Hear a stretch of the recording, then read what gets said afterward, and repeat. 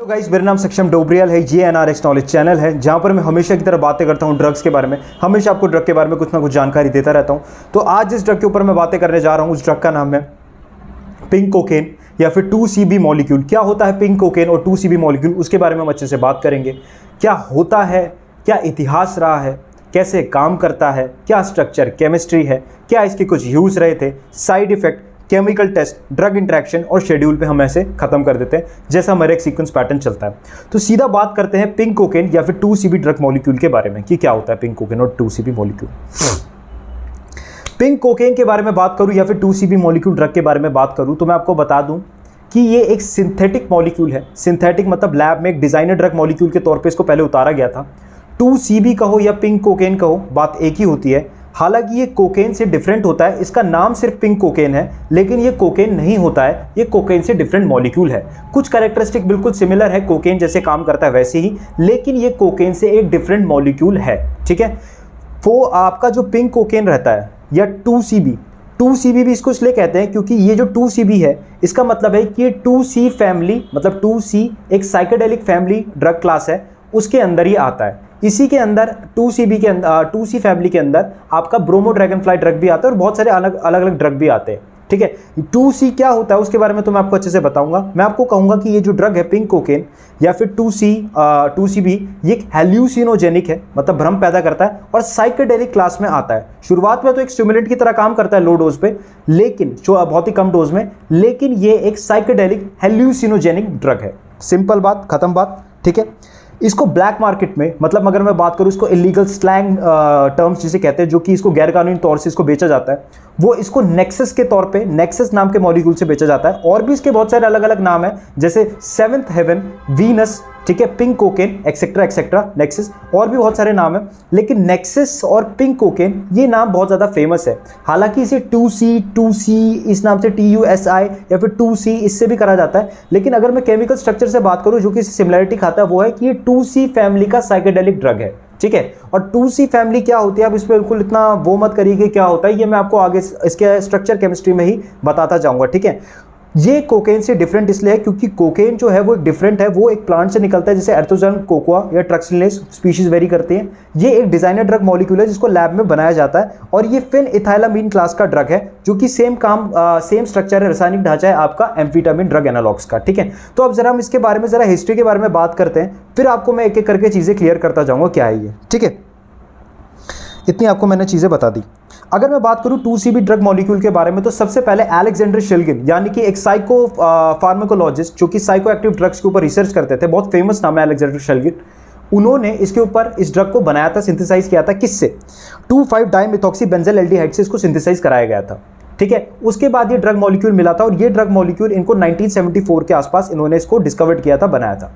ये drug molecule को जो शुरुआत में जब इसकी प्रॉपर्टीज देखी गई तो देखी गई ये काफ़ी अच्छा स्टिमुलेंट काम कर रहा है, लेकिन इसे स्टिमुलेंट ड्रग के तौर पे, वही ड्रग जो कि बहुत ज़्यादा आपको वेकफुलनेस या फिर एकाग्र जागरूक अलर्ट कर देते हैं, उस जगह छोड़ के इसे एप्रोडाइसिक के तौर पे डिजाइनर ड्रग मॉलिक्यूल निकाला गया।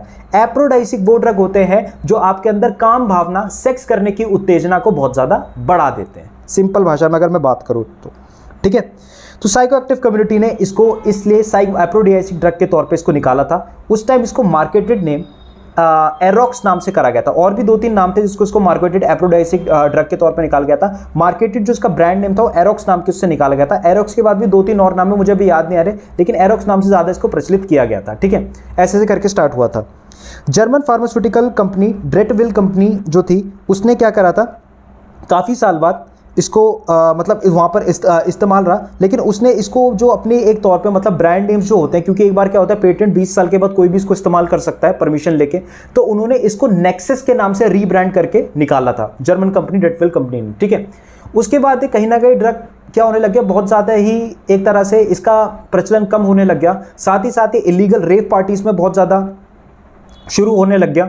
अगर मैं आज की डेट में बताऊं तो कोलंबिया यानी कि लैटिन अमेरिका में इस ड्रग को बहुत ज़्यादा गैरकानूनी तौर से इस्तेमाल करा जाता है। ठीक है, ऐसी चीज़ें होने लग गई।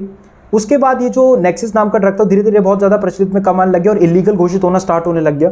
ठीक है, और ये ड्रग आपका कुछ डच शॉप्स पे ठीक है, जिन्हें स्मार्ट शॉप कहते हैं। स्मार्ट शॉप ऐसी शॉप्स होती है जहाँ पर साइको एक्टिव ड्रग्स मिलते हैं, जो कि न्यूट्रॉपिक भी हो सकते हैं, यानी कि आपके कॉग्निटिव बिहेवियर थिंकिंग, आपकी सोचने समझने शक्ति को बढ़ाने वाले ड्रग, या साइको एक्टिव जो आपकी साइकोलॉजिकल ब्रेन पे काम करते हैं, उस ड्रग को इनहेंस करने वाले ड्रग को जो बेचा जाता है, उन्हें हम स्मार्ट शॉप्स कहते हैं। उधर बेचना जाने लग गया। डच का अगर मैं बात बोलूँ तो डच को आप ऐसे समझ लीजिए, आज का नीदरलैंड्स, पहले इसको हॉलैंड कहा जाता था और मोस्टली वहाँ से जो लैंग्वेज आई है वो डच लैंग्वेज आई है, ठीक है। तो डच शॉप्स में इसको बेचा जाता था, ठीक है, और उसको वहाँ पर इसको बी डब नाम से बेचा जाता था, बी डब, ठीक है।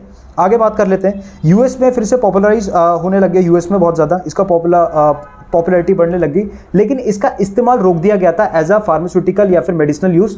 ये जो होने लग गया था, ये रेप पार्टीज़ में बहुत ज़्यादा इस्तेमाल होने लग गया था यूएस में बहुत ज़्यादा। आज के टाइम पे मैंने आपको जैसे पहले भी बताया, इसका लैटिन अमेरिका में बहुत ज़्यादा एब्यूज़ है, ठीक है, खासकर कोलंबिया, वेनेजुएला, इधर जगह पे इसका बहुत ज़्यादा, और खासकर पार्टी रेव सीन्स में इसका जो रेव पार्टी इलीगल पार्टीज होती है वहाँ पर इसका इस्तेमाल करा जाता है।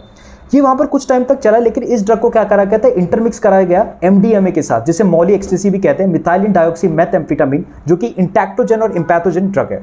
इस ड्रग के साथ कराया गया। 1985 तक इसको इलीगल घोषित कर दिया गया। इस ड्रग के बारे में एक बात मैं आपको खास बात और बता देता हूँ। आपका जो पिंक कोकेन है, ये जो कोकेन रहता है, पिंक कोकेन जो मैं बात बता रहा हूँ, पिंक कोकेन का मतलब जैसे कोकेन मत समझ लेना, इसका नाम बस पिंक कोकेन है। तो ये पिंक कोकेन बहुत सारे ड्रग के साथ इंटरमिक्स करा जाता है, मिलावट के तौर पे मिलाया जाता है, और 44% सेंसस के अंदर ये देखा गया है कि एमडीएमए के साथ सबसे ज़्यादा मिलाया जाता है। कोकेन के साथ भी मिलाया जाता है पिंक कोकेन, एमडीएमए ड्रग के साथ भी मिलाया जाता है, और भी एम्फेटामिन एनालॉग्स के साथ मिलाया जाता है, और ओपियोइड के साथ भी मिलाया जाता है। ऐसी ऐसी चीज़ें देखी गई हैं, ठीक है। बहुत ज़्यादा ऐसे प्रचलन होना स्टार्ट हो गया। 2000 से लेकर 2011 तक इस ड्रग पे बहुत ज़्यादा ही रोक लगानी पड़ी, बहुत ज़्यादा करके, क्योंकि बहुत ज़्यादा रोक इसलिए लगानी पड़ी कि बहुत ज़्यादा रेप्स इन इलीगल पार्टीज़ में देखा जाने लगे, और बहुत ज़्यादा लोगों की डेथ भी रिपोर्ट होनी स्टार्ट हो गई। और ये ड्रग एक तरह से पहले एक टाइम पे 1985 तक स्टार्ट हो ही रहा था, फिर धीरे बंद हुआ था, फिर एकदम से 2000 से 2011 के जो मतलब एक डेकेड के पीरियड से ले लीजिए, डेकेड ही हो गया, 10 साल के पीरियड के आसपास, फिर से वापस मार्केट में आने लग गया था, ठीक है। 2CB ड्रग के बारे में खास बात आपको बता दूं कि इसको कुछ लोग ना इंटैक्टोजन और एम्पिथोजन ड्रग के तौर पे भी इस्तेमाल करते हैं, मतलब अंतरात्मा का ज्ञान या भगवान से हमें मिला दिया गया, या हम दूसरी दुनिया में पहुंच गए, ऐसे कुछ ड्रग, ठीक है। जैसे एमडीएमए हो गया, जैसे सिलोसाइबिन हो गया, जैसे कि आपका एमिनिटा मस्कैरिया हो गया, जैसे DMT मॉलिक्यूल हो गया, आया उसका हो गया, ऐसे ऐसे करके ड्रग है। पियोटेक एक्टस हो गया, जिन्हें हम एंथियोजन या इंटैक्टोजेंस कहते हैं, जो कि बहुत पुराने टाइप से जनजातियों के तौर से इस्तेमाल होता है, जिनसे वो सोचते हैं कि हम जो एक अलग ही वास्तविकता की एक अलग ही भावना, एक सीमा से पार होकर जा चुके हैं और एक अलग ही ब्रह्मांड में पहुंच चुके हैं, जहां पर हम अपने भगवानों से सीधा कॉन्टैक्ट, संपर्क कर रहे हैं, ठीक है। ऐसी चीज़ रहता है। तो साउथ अफ्रीका में एक संगमा पीपल है, ठीक है, वहाँ के लोग हैं, वहाँ का एक एथनिक ग्रुप है। एथनिक ग्रुप का मतलब है जैसे कि हम सब तो भारतीय हैं, लेकिन भारत में क्या है कि अलग अलग एथनिक ग्रुप है। कोई मान लीजिए ब्राह्मण है, कोई मराठी है, कोई राजपूत है, कोई गढ़वाली है, कोई उड़ीसा का है, ठीक है, कोई अलग स्पीक लैंग्वेज करता है, मतलब अलग अलग जनजाति के लोग हैं। तो वहाँ के जो जोसा स्पीकिंग ट्राइब है, मतलब वहाँ की एक लैंग्वेज है जो जोसा की, सब लोग वहाँ इंग्लिश नहीं बोलते हैं, जोसा स्पीकिंग ट्राइब है वो, ट्राइब तो नहीं कह सकते, लोग हैं वहाँ पर, सॉरी ट्राइब तो नहीं, पीपल, जोसा स्पीकिंग पीपल है, वो लोग इसको इंटैक्टोजन एम्पिथोजन ड्रग के तौर पे इस्तेमाल करते हैं। और उन लोगों का ये कहना है कि वो अपने पूर्वज से, जो लोग मर चुके हैं, उनसे वो संपर्क करने के लिए इस ड्रग का इस्तेमाल करते हैं। ऐसा मैंने विकिपीडिया पे पढ़ा था, अब पता नहीं ऐसा होता होगा कैसे नहीं, बट कई कंट्रीज़ में ये ड्रग बहुत इलीगल है और कई कंट्रीज़ में इसके ऊपर रूल्स एंड रेगुलेशंस बनाए गए हैं। आगे बात कर लेते हैं इसकी केमिस्ट्री और स्ट्रक्चर के बारे में कि क्या है ये दिखने में। अगर मैं बात करूँ पिंक कोकेन की, तो पिंक कोकेन 4-ब्रोमो-2,5-डाइमिथॉक्सी-फेनएथाइलामीन नाम का ड्रग है। इसका रासायनिक ढांचा आयुपैक नेम ये है, ठीक है। अगर मैं बात करूं कोकेन की, तो कोकेन एक ट्रोपेन एल्कोलॉइड है, ट्रोपेन रिंग है, पायरोलिडीन और पाइपरिडीन रिंग जो रहती है, ठीक है, वो रिंग उसमें होती है ये, और कोकेन नेचुरली होता है। ये जो ड्रग है ये डिज़ाइनर ड्रग है, लैब में सिंथेसाइज होता है, और इसमें फेनइथाइलामाइन मॉइटी है, ठीक है, ध्यान रखना। जिसका नाम क्या है, 4-ब्रोमो-2,5-डाइमिथॉक्सी फेनइथाइलामाइन मॉइटी से कहते हैं। 2C फैमिली क्या होती है इसके बारे में आप जान लेते हैं। 2C का मतलब होता है दो कार्बन जो दो कार्बन के जो एटम है वो बेंजीन रिंग और अमाइनो ग्रुप के बीचों बीच है, ठीक है। और जो 2C फैमिली के ड्रग होते हैं उनका एक जो सिंपल जो रासायनिक ढांचा है, मतलब वो सभी के अंदर पाया जाएगा, और ये पाया जाएगा कि 2 और 5 पोजीशन पे 2 और 5 पोजीशन पे मिथॉक्सी ग्रुप रहता है। 3 और 4 पोजीशन जो रहती है, 3rd और 4th पोजीशन पे, उस पर कोई ना कोई अलग मॉलिक्यूल जुड़ता है, मे बी क्लोरीन जुड़े, ब्रोमीन जुड़े। 4th पोजीशन ऐसी पोजीशन है जिसपे कोई ना कोई मॉलिक्यूल अलग अलग जुड़ते हैं, ठीक है, सिंपल और साफ बात, ठीक है। जैसे 2CB है तो इसमें ब्रोमीन है, ठीक है। 2CBr फ्लाई होगा तो इसका नाम ब्रोमो ड्रैगन फ्लाई हो जाएगा। इनकी फैमिली इनकी जो भी रहेगी वो 2C फैमिली ही रहेगी। 2C क्या होता है वो मैंने आपको अच्छे से समझा दिया, ठीक है। 2C सभी के अंदर पाया जा रहा है, तो इन्हें 2C साइकेडेलिक हेल्यूसिनोजेनिक ड्रग्स भी कहा जाता है, जैसा मैंने आपको बताया। ओके, किस फॉर्म में अवेलेबल होता है? ओरली अवेलेबल है, इनसफ्लेशन के थ्रू अवेलेबल है, रेक्टल भी होता है। ओरली इसको सबसे ज़्यादा देखा जाता है टैबलेट्स में, कैप्सूल में, पिल फॉर्म में। 5 mg के स्मॉल डोज से 5 से 10 mg के डोज को पाउडर फॉर्म से टैबलेट के अंदर और कैप्सूल के अंदर उतारा जाता है। पाउडर फॉर्म में भी आता है, लेकिन पूरी तरीके से सफ़ेद नहीं होता है। कभी कभी इसमें इंटरमिक्स करके कलरिंग एजेंट्स को डाला जाता है। स्ट्रॉबेरी कलरिंग एजेंट जो एडिशनल कलरिंग एजेंट होते हैं, ठीक है, फ्लेवरिंग एजेंट, कलरिंग एजेंट ऐसे डाले जाते हैं, तो वो इसमें पिंक कलर का कलर बना देता है इसको, पूरे पाउडर को। स्ट्रॉबेरी का ऐसा होता है, तो कभी कभी लोग इसे, तभी इसका नाम पिंक कोकेन कहते हैं। और कभी कभी लोग इसको ना बहुत समझ लेते हैं कि ये असलियत में कोकेन को पिंक करके करा गया है, पर पिंक कोकेन और कोकेन अलग अलग चीज़ है। ये मैंने बहुत बार इसलिए बता रहा हूँ क्योंकि पिंक कोकेन बहुत ज़्यादा डिफरेंट है कोकेन से। इसके बारे में हम फिर से आगे बात करेंगे। ये चीज़ मैं आपको इसलिए भी बताना चाह रहा हूँ कि बहुत सारे लोग ना बार बार ऐसी चीज़ें बोलता हूँ, गांजे, ओपियम, क्या बोलते हैं, कोई सिंथेटिक ओपियोइड या MDMA, इन सब ड्रग को एक ही समझ लेते हैं। और लोग ना ड्रग्स को लेके ना बहुत डर जाते हैं सिर्फ ड्रग टर्म को लेके, बट ड्रग्स की भी ना अलग अलग क्लासिफिकेशन होती है, ठीक है। इसलिए मैंने आपको बार बार ये चीज़ बता रहा हूँ। ऐसे ऐसे करके आएगा। पाउडर में जैसे बताया कि आपको ऐसे पिंक कलर में रहता है, ज़रूरी नहीं कि प्योर आपका वाइट हो, क्योंकि मिलावट भी बहुत सारी चीज़ें रहती है, ठीक है। स्नॉटिंग मेथड्स इसका बहुत ज़्यादा डेंजरस रहता है, क्योंकि जिसका टेस्ट है वो बहुत ही जला देता है मुंह को, ठीक है। और अगर वो नाक से कोई इंसान लेता है तो नेजल सेप्टम होने के, डैमेज होने के भी चांसेस हैं, साथ ही साथ एक जलन की चीज़ भी नाक में दे देता है, ठीक है। ओके, रेक्टल फॉर्म में भी इसको लिया जाता है, बट रेक्टल फॉर्म बहुत ही रेयर केस में देखा जाता है। स्मोकिंग करके भी लिया जाता है, स्मोक करते भी हैं लोग, बट ये बहुत रेयर केस में देखा जाता है। मोस्ट ऑफ द केसेस क्या रहते हैं कि लोग इसे ओरली, इसको टैबलेट की फॉर्म में घटक लाते हैं। दूसरी चीज़ में देखी गई है कि लोग इसको नेजल लेयर से, मतलब कि स्नॉटिंग टेक्निक से इसको लेते हैं, ठीक है, जिसे lining up, railing up technique भी कहा जाता है, ठीक है। बट वो बहुत डेंजरस होते हैं, आपके नेजल सेप्टम डैमेज हो सकती है, क्योंकि बहुत जला देने वाली चीज़ कर देता है, बहुत ही बर्निंग सेंसेशन देता है, ठीक है, ऐसा रहता है। लाइट डोज इसका 5 से 15 mg होता है, ठीक है। कॉमनली 15 से 25 mg, 25 से 45 mg बहुत स्ट्रॉन्ग डोज होता है। इवन 25 से ऊपर चला गया तो बहुत ही स्ट्रॉन्ग डोज ये बन जाता है। टॉक्सिसिटी होने के चांसेस, मतलब टॉक्सिसिटी आपकी बॉडी में हो सकते हैं, इसके चांसेस भी बहुत ज़्यादा बढ़ जाते हैं। आगे बात करते हैं, बॉडी के अंदर 20 से 40 मिनट के अंदर रहता है। 20 से 40 मिनट में बॉडी के अंदर एक्शन करना शुरू कर देता है, ठीक है। टैबलेट फॉर्म जैसे भी आप लोगे अलग अलग फॉर्म से 4 से 12 घंटे के अंतर्गत ये बॉडी के अंदर क्या बोलते हैं रहता है। लेकिन डिपेंड भी करता है कि आपने कितना डोज लिया है। ज़्यादा डोज रखोगे तो 4 से आगे भी ज़्यादा बढ़ सकता है, ठीक है, और भी ज़्यादा। जितना आप डोज लोगे उतनी से आपकी बॉडी में इसकी जो मात्रा है वो भी रहेगी, आपके खून, ब्लड जो भी हर जगह पे रहता है, ठीक है। इतनी सी चीज़ें आपको मैंने बता दी।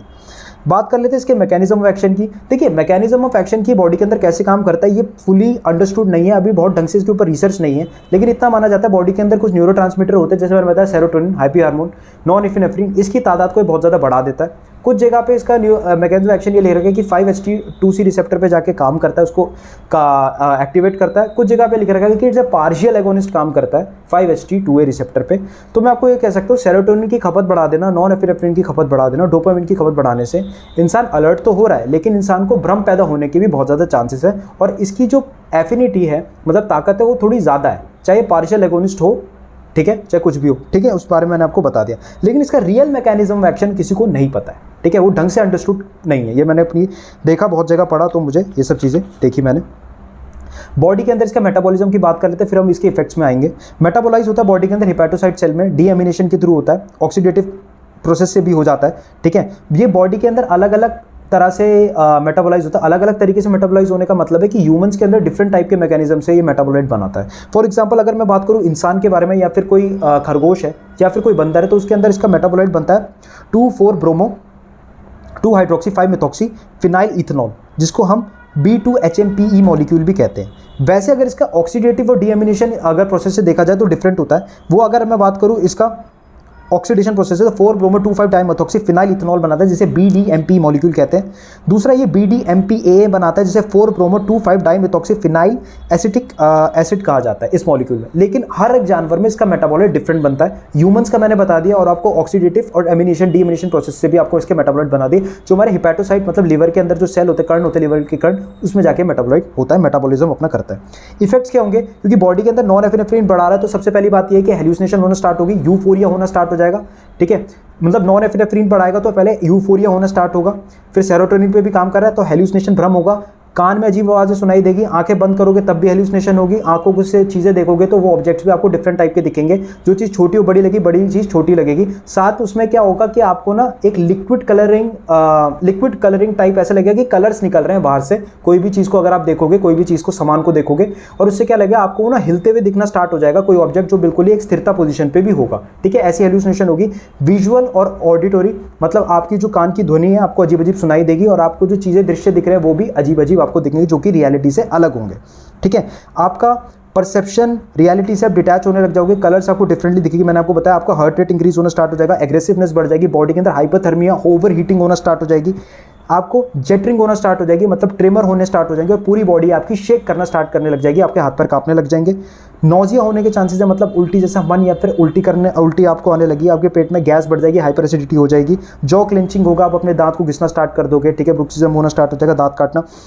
मिर्गी होने के चांसेस है, धीरे धीरे डोज बढ़ेगा, फिर आप अनकॉन्शियस होंगे, फिर आपकी क्या बोलते हैं कोमा में जाके आपकी डेथ होने के चांसेस है। मीडियम से मॉडरेट डोज से और स्ट्रॉन्ग डोज के बीचों बीच कभी कभी बहुत सारे ऐसे ही देखा गया है कि जो लोग इसको यूज़ करते हैं, ठीक है, अब्यूजर्स जब इसे इस्तेमाल करते हैं तो उन्हें एकदम से बहुत ज़्यादा हंसी आती है और बहुत ज़्यादा वो अनकंट्रोलेबल लाफ उनको आता है। जैसे कि हम कैनबिस में भी देखते हैं, जब कैनबिस इफेक्ट करता है तो अनकंट्रोलेबल लाफ आता है। एक तरह से वो एक तरह से गुड ट्रिप को भी कर रहे होते हैं, लेकिन इस चीज़ के अंदर क्या है कि गुड ट्रिप और बैड ट्रिप होने के दोनों के चांसेस हैं। तो सेटिंग को देख के आपको रखना है, सेट आपका दिमाग कैसा है उसको ड्रग को करने से पहले, सेटिंग के आपके आसपास का एनवायरनमेंट कैसा है, वो आपको गुड और बैड ट्रिप उसी हिसाब से देगा, जो मैं हमेशा आपको बताता रहता हूँ, ठीक है। टॉक्सिसिटी होने पे क्या होगा, ये ड्रग बहुत ज़्यादा टॉक्सिसिटी क्रिएट करते हैं, टैचिकार्डिया होना स्टार्ट होगा, बॉडी के अंदर क्या होगा, हार्ट रेट बहुत ज़्यादा तेज हो जाएगा, हार्ट बीट, माइड्रेसिस होगा, आंखों की पुतलियां बड़ी हो जाएंगी, ऑब्वियस ही बात है क्योंकि नॉन एफिनेफ्रिन डोपामिन पे काम करे तो बॉडी के अंदर एड्रेनलिन एनर्जी बहुत ज़्यादा बढ़ जाएगी, उल्टी होने की चांसेस है, हाइपरटेंशन बढ़ जाएगा, रेस्पिरेटरी डिप्रेशन होगा, सांस लेने में दिक्कत होने से कोलैप्स से मौत भी हो सकती है, मिर्गी आना बहुत ज़्यादा स्टार्ट होगी, देन अनकॉन्शियस स्टेट से आप कोमा में जाओगे, अनकॉन्शियस, देन डेथ भी होने के चांसेस है। इसका जो ट्रीटमेंट है, अगर किसी को टॉक्सिसिटी होती है तो उसके अंदर यही देखा गया है, इतना वैसे डिटेल में तो नहीं देख पाया मैं, और इतना इसकी डिटेल के बारे में जानकारी है नहीं कि वो डिजाइनर ड्रग मॉलिक्यूल है, पर मेरे को ये बात पता चली अगर किसी को होता है, इलेक्ट्रोलाइट बैलेंस रखना है बॉडी के अंदर, पानी की कमी ना हो, उसके ऑर्गन को देखते रहना है कि उसके ऑर्गन का फेलियर ना, ऑर्गन मॉनिटरिंग करनी है। तीसरी चीज़ इसमें ये रहेगी, उसे बेंजोडाइज़पिन देना, अगर वो एग्रेसिव बहुत ज़्यादा हो रहा है, पागल होने की कोशिश उसको बहुत ज़्यादा हो रहा है, उसे गुस्सा आ रहा है या फिर वो अपने अनकंट्रोलेबल सेंसेस में, ठीक है, तो उस चीज़ में इसका ध्यान रखना है। बाकी डॉक्टर अपना इलाज करता रहेगा, जो भी चीज़ें रहेंगी। किन ड्रग के साथ इसको नहीं देना चाहिए, एम्फेटामिन, कोकेन या फिर बहुत ज़्यादा स्टिमुलेंट है उनके साथ नहीं देना, एंजियोजेनिक इफेक्ट होगा, एंजाइटी बहुत ज़्यादा बढ़ जाएगी, इंसान को दिक्कत आना स्टार्ट होगी, डिप्रेस होगा, फिर दिक्कत हो जाएगी बॉडी के अंदर, कोमा की स्थिति में जा सकता है। कैनबिस के अंदर अनप्रेडिक्टेबल इफेक्ट है, लेकिन एंजाइटी कॉज करने से भी सेम इफेक्ट उसमें देखने पड़ेंगे, उल्टी सीधी हार्ट बीट, मतलब ऊपर नीचे हार्ट बीट होना स्टार्ट हो जाएगी, इंसान उल्टी सीधी हरकतें करना स्टार्ट करेगा, दिक्कत आ जाएगी। कोकेन के साथ भी मैंने आपको बताया जैसे सेम रहता है, और एल्कोहल इन सब के साथ नहीं देना, ये तो अलग ही ड्रग की तरह उसमें काम कर रहे हैं, ठीक है, अलग अलग अपने रिसेप्टर पे काम कर रहे हैं, इस पर भी सेम एक्शन होगा, ठीक है। और भी कोई ड्रग एंटी हिस्टामिनिक ड्रग्स होते हैं जो कि सेडेटिव हिप्नोटिक काम करते हैं, उनके साथ भी नहीं देना, बार्बिटूरेट सेडेटिव हिप्नोटिक उनके साथ भी इसको नहीं देना है, ठीक है। आगे बारे में इसके बारे में बात कर लेते हैं। मार्क्विस टेस्ट, इसके कुछ टेस्ट के बारे में बात करते हैं, किन के साथ देता है टेस्ट। तो वैसे अगर डिटेक्शन की बात बोले तो यूरिन, सलाइवा, हेयर, इन टेस्ट से भी डिटेक्ट हो जाता है बॉडी के अंदर। केमिकल टेस्ट से अगर पाउडर फॉर्म होता है, टैबलेट फॉर्म होती है, तो आप उसको कैसे डिटेक्ट करें उसके बारे में हम जरा बात कर लेते हैं। लिक्विड फॉर्म में भी अवेलेबल होता है, बट ये बहुत रेयर होता है, ठीक है, मैंने बात छोड़ दी लिक्विड फॉर्म, बट ये बहुत रेयर होता है। मार्क्विस टेस्ट के अंदर आप टेस्ट करोगे रिएजेंट से तो येलो से ग्रीन कलर आएगा जो इसका पॉजिटिव टेस्ट बताएगा। मैकी रिएजेंट की तरफ से अगर आप करते हो तो ये येलो से ऑलिव ब्राउन कलर देगा जो कि इसका पॉजिटिव टेस्ट है कि ये ड्रग इसमें प्रेजेंट है। मैंडलिन टेस्ट करोगे ग्रीन कलर देगा, लिबरमैन टेस्ट करोगे येलो टू ब्लैक कलर देगा, फ्रॉडेस टेस्ट करोगे येलो से ग्रीन कलर आएगा जो उसकी बताता है पॉजिटिव टेस्ट है। रोबोडॉप टेस्ट करोगे तो पिंक कलर देगा, फॉलिन टेस्ट करोगे तो लाइट पर्पल कलर देगा। और ये जितने भी सारे कलर्स आ रहे हैं ये दिखा रहे हैं कि इसमें ये आपका ड्रग 2CB ड्रग प्रेजेंट है, ठीक है। Scott test, Simon test, Hoffman test, Ehrlich test के साथ इसका कोई रिएक्शन नहीं होता। अगर इसका पाउडर सैंपल टैबलेट आपको मिलता है तो कोई रिएक्शन नहीं होता, ठीक है। इसका क्या शेड्यूल होना चाहिए, इसका जो शेड्यूल है वो सच में शेड्यूल 9 डाल रखा है। अलग अलग जगह अलग अलग शेड्यूल है, कोई शेड्यूल 1 में डाल रहा है, कोई शेड्यूल 2 में डाल रहा है, पर शेड्यूल 9 है। अभी शेड्यूल 9 आज पहली बार सुन रहे हैं, क्या होता है उसके बारे में जरा बात कर लेते हैं। शेड्यूल 9 वो टाइप के ड्रग्स होते हैं जिनको सिर्फ रिसर्च पर्पसेस के लिए इस्तेमाल करा जाता है साइंटिस्टों के द्वारा या फिर कोई और जो मेडिकल सुपरविजन में काम कर रहे हैं। ये जो सुपरविजन जो अगर इस ड्रग को इस्तेमाल करा जा रहा है तो आपको सरकार से इसकी परमिशन लेनी पड़ेगी, ठीक है। इसकी सरकार से आपको परमिशन लेनी पड़ेगी। अगर ये ड्रग किसी के पास वैसे बेचते हुए मिलता है या कोई ड्रग को इसको नशा करते हुए मिलता है तो उसके ऊपर सख्त सख्त कार्रवाई होगी, क्योंकि इसके लिए एक स्पेशल ग्रांटेड परमिशन चाहिए होती है इन ड्रग्स को क्या बोलते हैं एक्सपेरिमेंटल यूज़ करने के लिए। तो इन ड्रग को शेड्यूल 9 में डाला जाता है, ठीक है।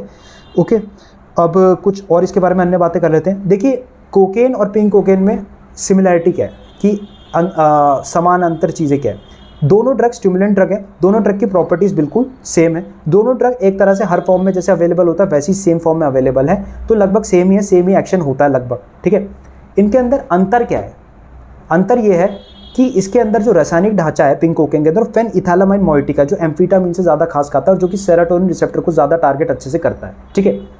कोकेन के अंदर आपका ट्रोपेन एल्कोलॉइड है, ट्रोपेन रिंग प्रेजेंट होती है, ठीक है, और ये आपका प्लांट से नेचुरली मिल जाता है, और ये आपका इसके अंदर इथाइलामाइन मोइटी नहीं होती है, ठीक है। इसके अंदर इथाइलामाइन मोइटी होती है पिंक कोकेन के अंदर।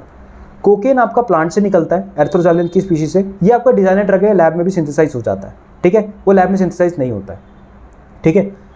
ओके, इतनी सारी ये वाली बात हो गई इसके बारे में।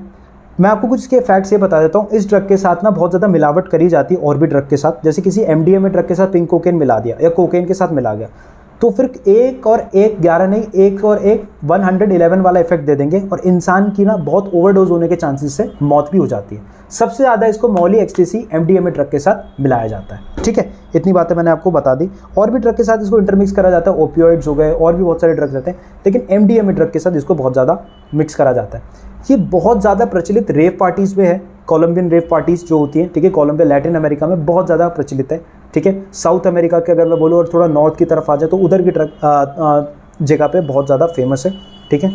और पिंक कोकेन बहुत ही जानलेवा है, इससे बहुत ज़्यादा लोगों की हार्ट अटैक से मौत भी हो जाती है। कुछ लोग जो इसका बहुत ज़्यादा इस्तेमाल करते हैं, ठीक है। एक चीज़ मैंने छोड़ दी अभी, वो है कि लोग जो इसके नशे के आदी होते हैं उससे क्या होता है।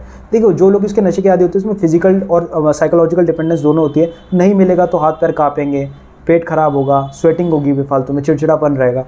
लेकिन जो लोग इसका बहुत ज़्यादा इस्तेमाल करते हैं उनको परमानेंट साइकोसिस होने के चांसेस हैं, ब्रेन परमानेंटली डैमेज हो जाएगा और उनको साइकोलॉजिकल प्रॉब्लम्स बहुत ज़्यादा हो जाएंगी, जिससे उनके जो नर्वस सिस्टम है या फिर और भी चीज़ें हैं, जैसे मान लो न्यूक्लियस एक्यूम्बेंस कहते हैं, जहाँ पर डोपामिन रिवॉर्ड सिस्टम होता है। जब भी कोई ड्रग लेते हैं या कुछ भी हम करते हैं, डोपामिन रिवॉर्ड सिस्टम देता है तो हमें प्लेजर मिलता है। वो जगह पूरी तरीके से ना डिसेंसिटाइज हो जाएगी, तो उतना बॉडी को प्लेजर मिलेगा ही नहीं एक नॉर्मल लाइफ जीने पे, तो ये ड्रग उन्हें करते ही रहना पड़ेगा और इसके टॉलरेंस बढ़ने के चांसेस बहुत ज़्यादा बढ़ जाएंगे। तो ये जो ड्रग के बारे में वीडियो थी वो ड्रग के बारे में थी। किस ड्रग के बारे में? पिंक कोकेन 2CB मॉलिक्यूल या फेनिथाइलामाइन मोइटी के बारे में मैंने आपको बताया। आगे हम किसी और ड्रग के बारे में बात करेंगे। तब तक मेरा नाम सक्षम डोबरियाल है, ये NRX नॉलेज चैनल है। Thank you.